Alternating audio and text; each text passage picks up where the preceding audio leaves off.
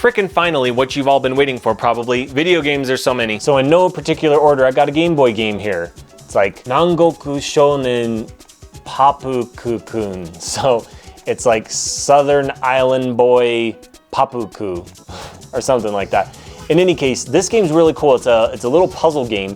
I haven't had a chance to play a lot of it, but what I've played so far is cool. But really, I just looked at that cover art and I was like, I have to have it, especially for the cheap price. So I bought a lot of these games at a store called Book Off or Hard Off, which I know, Hard Off, it's a hilarious name, but those are going to be secondhand stores. Book Off also sometimes sells electronic, I think they always sell electronic stuff too, but Hard Off would be like hardware, I guess is the thinking there. So they sell electronics. So secondhand electronics, it's your used game store. Now, this was explained to me by my buddy Matt from RetroWare, who I met out in Japan, and I'll talk about that in the vlog. But in any case, he told me that if you go to Akihabara, you're gonna pay Akihabara prices because it's the electronic district and people know what they have. Now, if you go to a Hard Off or a Book Off in a rural area, which is where I was actually, you can find some really good deals. So this one was about 300 yen, which, hey, not bad, $3-ish for a Game Boy game. You don't see that super often, I suppose, in most secondhand stores in the US. But, I mean, for what it is, freaking a great deal. I don't know how to say this. Warao Inu no sounds silly-go-lucky. I guess this is based on a variety show, yeah, for Game Boy Color. And I knew I was taking a chance, and yeah, it's just a bunch of silly mini games that it's not really that fun. But of course, since I'm not fluent in Japanese, that could be part of the reason I'm not having a great deal of fun with this. But it's interesting, and it's a wacky Japanese game that's right up my alley, so I don't regret it. Goro Goro Kabi. This is going to be a rolling Kirby game for Game Boy Color, one of those games where you can tilt it. Now, I don't know if this game came out in the US. I think there's a Kirby Tilt and something game. Obviously, I need to play this on, oops, my Game Boy to fully enjoy this, my Game Boy Color, because I played it on my Retron 5, or I tried to play it on the Retron 5. I don't think it actually read, which makes sense because what am I gonna do? Turn my Retron 5? You can't do that. You shouldn't do that. I doubt it works. Ganbare Goemon on Game Boy Color. I actually, surprisingly, did not own this game. There are so many Ganbare Goemon games, and I don't own them all, even though I'm the super fan that I am, because I honestly don't play them that much because they're the kind of thing that, like, they're really not making these games anymore, and I feel like if I finish them, then I'll be like, what do I do now? Because I've played them all. So I really have kind of put a lot of them on the back burner, thinking when I'm more fluent in Japanese, I can enjoy these better. Ganbare Goemon Tenguto no Gyaku Yu. Something like that. Japan. Yokaido Chuki.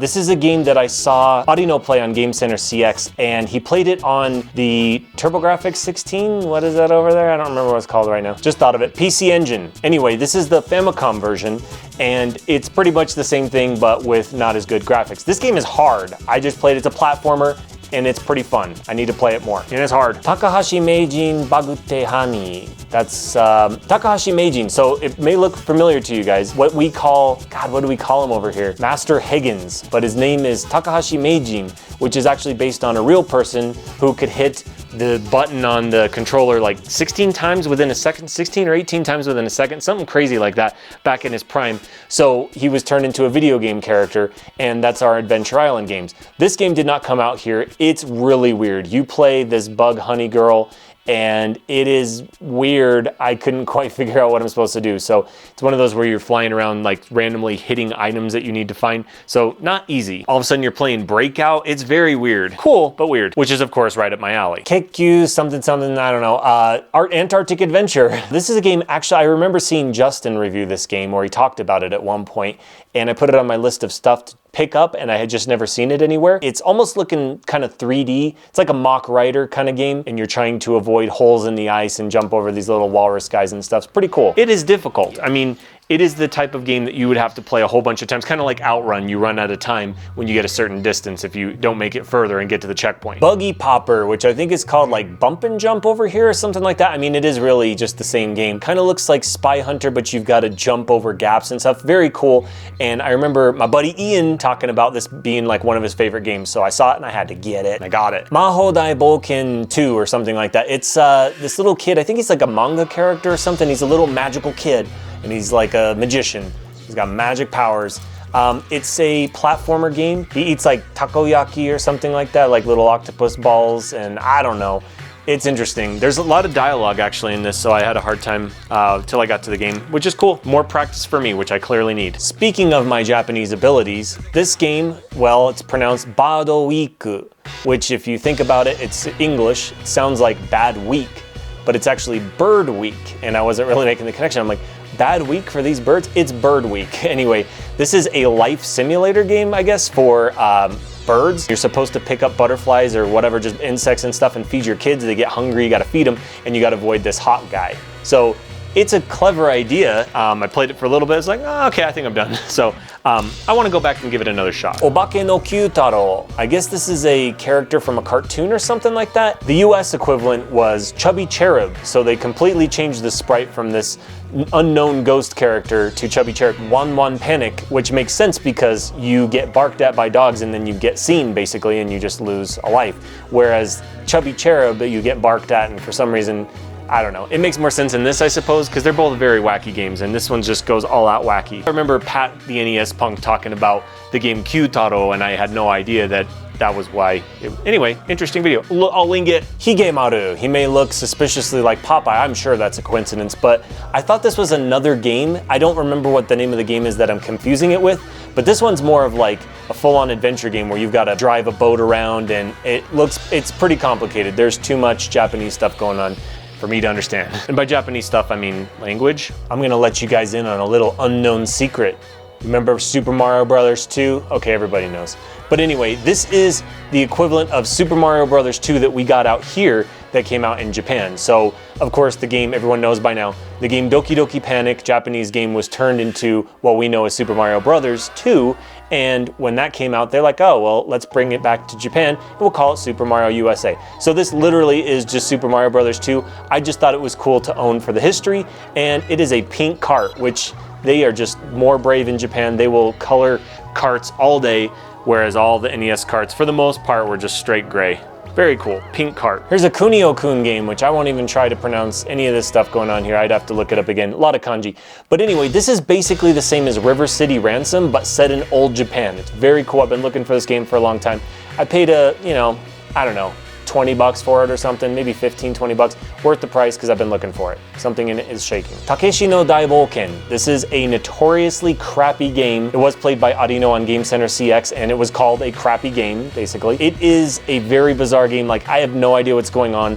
Like, you start the game, you can like punch this guy's head off a desk, and you got to play karaoke at some point, which of course you would need the Famicom controller to do, and I don't have. And that's like the hardest part because you've got to get that thing to tell that you're like singing in the right key or whatever's going on. Not a good game, but it's one of those that's like so infamous, like you would own a cartridge of E.T. for the same reason. It's like this infamous thing, you just have to have it. So I started playing it, I'm like, man, like the volume is all over the place. I could see why it was a crappy game. Again, a game to own for the history, a game to own because I'm a fan of Game Center CX. Speaking of Game Center CX, I'm quite certain that this game Hattori was played on Game Center CX. It is a difficult platformer game, similar to the 53 Stations of the Tokaido game that I talked about months ago, year ago, something like that. You're like a ninja guy, platformer, it's hard. Parodiusu da.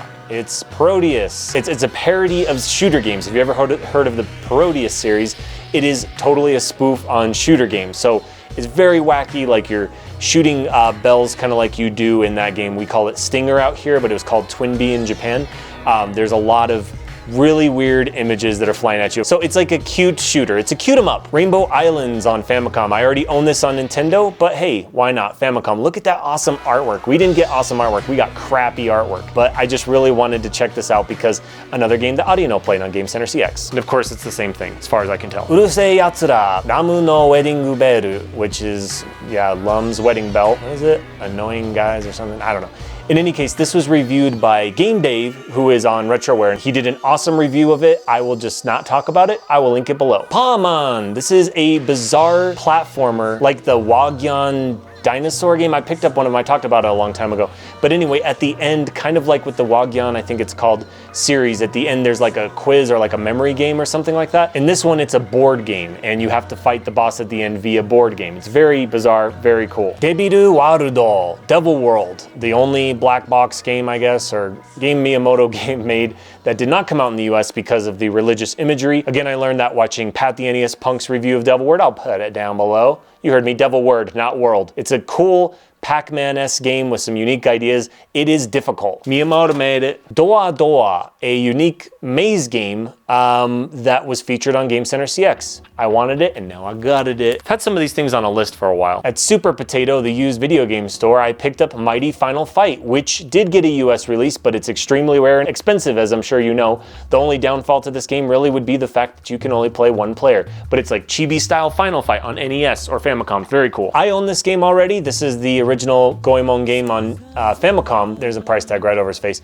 It's just the instruction manual. I already own the game, but I don't have the instruction manual, so for $350, I have no problem paying that for this freaking awesome, beautiful artwork that I will show you now. My hair sucks. There's just these lights. It's so hot. Color on the camera keeps jacking up. Beautifully illustrated manual. I just love these drawings. So adorable. Look at that drunk crab or whatever's going on there. That's it for Famicom games. Let's move on to Sufami or Super Famicom. Supa Puyo Puyo Ruru no Ru, I think, something like that, which that made a lot of sense. Puyo Pop, right? I think is what we call it out here. It is a puzzle game. This one is food, I don't know, related. It's like you got to go around, you're trying to create curry, so you have to go around finding ingredients for curry, and every time you find one, there's like someone there that's like gonna sell it to you, but they sell it to you via playing a game of Puyo Pop, which is, you know, puzzle. So it's like an RPG adventurous kind of thing, but you're really just playing a puzzle game in the end. Very weird, but cool. This was a series that was brought up by Justin that really got me interested. Go Go Ackman 2. Akira Toriyama did the artwork there. Yeah, you're like a devil guy. It's a really cool platformer. Rather than talk about it, I will link Justin's video below. You're gonna have so much to watch after this. I mean, after this long video, if you stayed tuned. Months ago, I showed you Crayon-chan something something. Shin-chan, we call him over here, which it's just Crayon Shin-chan over there. And this is the second game in the series. Very cool graphics. They really took advantage of the Super Nintendo's capability, but I really don't know how to play it or what's going on. I know how to play this though. Super Bomberman 3, freaking awesome, riding the little cute guys, whatever they're called. Musha, this is a expensive game over here, but it was very cheap in Japan, as $8. So a cool, like, I guess they call it like Japanese horror story over here, but it's a very difficult Japanese platformer. Action game. Majikaru Taruruto-kun, something like that. The Magic Kid again. It's pretty much like the Famicom one that I talked about. He eats takoyaki, octopus balls, and it's a platformer. It's not easy. Majikaru Doropu. This is Magical Drop. I have seen it, I think, in a US arcade at one point, but it's a kind of like a reverse bust-a-move sort of thing. It's a puzzle game, and I remember hearing about it back in the day, and now I got it. Paniku Super Bomberman W Worldo, I guess. World. It is a Bomberman puzzle game. Very cool. Super Parodius. I don't remember what this one's actual name is, but it is Parodius on Super Nintendo. It's not the sexy one. I guess there's like a sexy Parodius or something like that. Anyway, this one is a weird game that's a lot of fun. I played it on a stream once. You may remember. Mario to Wario. Mario and Wario. This is a very weird game that never came out here. It's made to be used with the Super Nintendo mouse from Mario Paint. You're like this little angel guy that has to go around and create blocks for, I guess, Princess Peach to walk around without falling off into spikes or something. So it's kind of got like a mini Mario, like the Donkey Kong versus the mini Marios kind of thing going on with it, except you're using a mouse, which I had to dig up my old mouse to play this game. Very difficult, and the mouse is not as responsive as I remember. I don't have a good mouse. So like the plot of the game is Wario drops a bucket on your head. It's like, oh no, what do I do? You could play with multiple characters, I guess, but yeah, the bucket goes on your head and then you can't see and you can't remove it yourself. You've got to walk and figure out your life. Ganbare Goemon 3, I'm not gonna say the whole name. It's on Super Famicom. I thought I owned it. Maybe I did, but I didn't have it in the box, and I bought this for a reasonable price in the box. Fantastic. Super Puyo Puyo. This one was played on Game Center CX, so I wanted it. It is a puzzle game. Kamai Tachi no Yoru. Night of the Weasel or something like that? Night of the something weasel. I don't know. It is a audio novel horror game that was played on Game Center CX. I already own this, but I didn't own it in the box. With the literature and everything, very cool. Obviously, Japanese is essential for this game, so I can't really figure out what's going on. Can read a little, not enough. Mario no Super Picross. Mario's Super Picross, which if you haven't played Super Picross, any of the Picross games, very fun. It's kind of like a cross between, like, I want to say Sudoku and Minesweeper or something like that. It's a little puzzle game. You reveal pictures. It is fun and challenging in Mario. And 64 games. Ganbare Goemon. This one did come out in the US. It was known as Goemon's Great Adventure, but there's an intro in this game that was not in the US version. So although that may be one of the only differences, if not the only difference, I still wanted to have it because there is actually Japanese dialogue in the US version that they took out of the Mystical Ninja starring Goemon game that came out in Nintendo 64, that came out in the US. Densha de Go 64. This is going to be Densha de Go, which was a very popular Japanese game, super Japanese game in the mid-90s where you get to be a train conductor, which may sound very boring and silly to Westerners, but it actually makes a lot of sense when you think about how often Japanese people spend on trains. And it is actually really fun. You get to drive a train around and, you know, getting to take control of a vehicle that you are subjected to every day kind of makes sense. And I will say I've had fun playing it, even though I don't understand quite a bit of it and I'm not very good, but I'm gonna practice up. Custom Robo. This game came out on the GameCube in the US, but this is the 64 game and it is different from the one that's on GameCube. There's a lot more to the one on GameCube, but I've enjoyed what I played so far. I played it and I was like kicking butt and then I got my butt kicked, so I stopped. It's a fighting game, 3D fighting game. I would have to compare probably to like Power Stone, I suppose. Very cool. Goemon Mononoke something Roku. This is a board game. I want to say like Mario Party. I cannot figure it out. I'm giving it a shot. What I've played so far is very cool. I just have no idea what I'm doing. That game was reviewed by Glenn Plant of RetroWare, so I will link it below. What is this? Yoshi's Story? Yep, it's Yoshi's Story. The cover art is different than the American version, although the instruction manual in the American version is exactly the same as this outside cover, and the instruction manual in the side is the same. I just had to get it because it's complete in box Japanese version. It's the same game exactly, but I just, you know how much I love Yoshi's Story and I always regretted selling it. Now I have it multiple times over, so go figure. Baku Bomberman 2. This is gonna be Bomberman 2, the rare Nintendo 64 game that I had in my grasp and I never bought. Now I tried to buy it recently for $100 and turned it down, which was a good idea because I got this for, I don't know, a few hundred yen, I don't remember how much, maybe $8 I think, for the complete game. Now I do have to be able to understand it, and I've actually read through most of the dialogue of the first part and I can actually understand it, which is amazing to me. For the most part, I get the idea. But this is Bomberman 64 2, which is a bit more of an adventure than the Bomberman 64. So very cool. You got this cute little character that goes with you around. It's adorable. I'm just gonna call it Sumo 64. I'm not quite certain on the kanji, but very freaking cool. I remember reading about this back in the day when I think they were still calling the Nintendo 64 Ultra 64, and they were like, hey, check out this sumo game that came out in Japan. Though we probably won't get a localization, which of course we wouldn't really get one for this, but I was kind of hopeful that we would. But it's a sumo game. It's like a sumo fighting kind of simulator game. You actually have dialogue and there's a story here, but you also have to do, it's kind of like, from what I get from it, it's kind of like a rhythm game. You have to hit the right buttons at the right time so that you can push the guy out of the ring or throw him or tackle him or whatever. But it's a freaking awesome game. Like, I picked it up just going through these games trying to make sure they all worked, which almost all of them do, by the way. Spoilers. It is very addictive. I played this game for freaking hours. And since I picked up the first one, I didn't even know this existed. They made a second one. Also cool. Really long, weird intro. Graphics are not so great, but it's very cool. PlayStation, or as they say in Japan, Pureste, because that's just easier. Or they used to anyway, I don't know. Bust a Groove, right? Wrong. Bust a Move. In Japan, this game came out as Bust a Move, but we couldn't call it Bust a Move because we have a puzzle game called Bust a Move. Bubble Bobble, Bust a Move. But in Japan, they call it Bubble Bobble, and then Puzzle Bobble is what we call Bust a Move. They call it Puzzle Bobble. So they didn't have that problem, and they could call this game Bust a Move. But since we had already dedicated a game to Bust a Move, we had to call our version Bust a Groove. There's a little knowledge for you. I really just like the game, and I didn't own it except for my old scratched up copy, which you had seen in the video is not good, so I can play it on here now. Guess what? It's also choppy. I don't know if it's because of the converter that I have or the PlayStation that I have, but some of these games skipped and that was not wonderful. This game will cost you a pretty penny in the US, but this was cheap in Japan. Clock Tower 2, but it's all Japanese dialogue, so it's probably not worthwhile. The cutscenes are a little skippy on my PlayStation, so didn't work great. Welcome to these PlayStation games, they're a bit skippy. D, complete graphics. I'm not sure what that means or how this is different, if anything, but maybe it's like an extended version or like a director's cut or something like that, but it's D. And unfortunately, it's choppy with the intro and stuff, so something's not quite right. I think the disc is perfectly fine. It's either my converter or my PlayStation, so I gotta figure something out. If anybody has ideas in the comments, that'd be great. Minna no Gorofu 2. It's gonna be the second Everyone's Golf. In Japan, I believe this is a game called Tee Off, and I think that that's what this series is from.